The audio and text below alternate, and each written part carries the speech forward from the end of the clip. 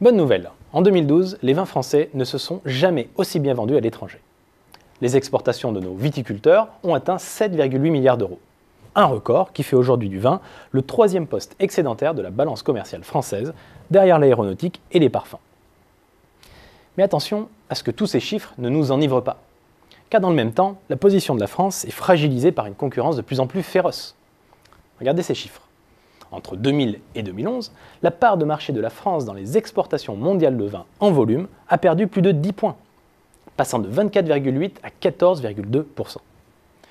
Une déroute qui s'est faite au profit de l'Italie, notre concurrent historique, mais surtout en faveur de l'Espagne et des pays viticoles émergents. Le poids cumulé de l'Australie, de l'Afrique du Sud, de l'Argentine et du Chili a ainsi bondu de plus de 7 points au cours de la dernière décennie. Reste à comprendre pourquoi la France subit un tel recul. Il faut avant tout reconnaître que les nouveaux pays du vin ont infligé une véritable leçon de marketing au vieux continent, et en particulier à la France. Je m'explique.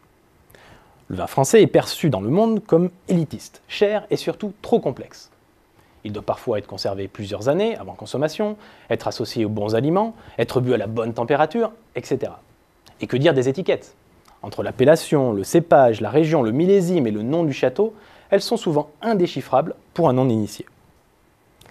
Les nouveaux pays viticoles, eux, font tout pour ne pas tomber dans ces travers.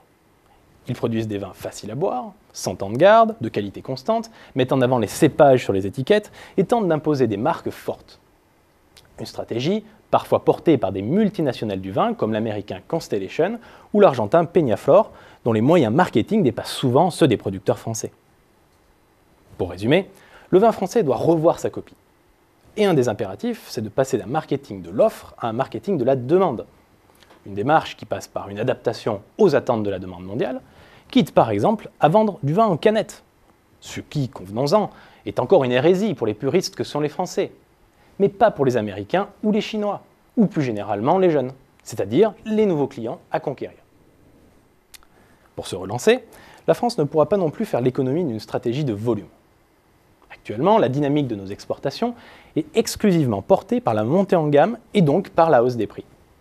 En exportant de meilleurs crus, les prix des bouteilles françaises ont ainsi augmenté de 21% en 10 ans, alors que les tarifs des vins étrangers restaient stables sur la même période.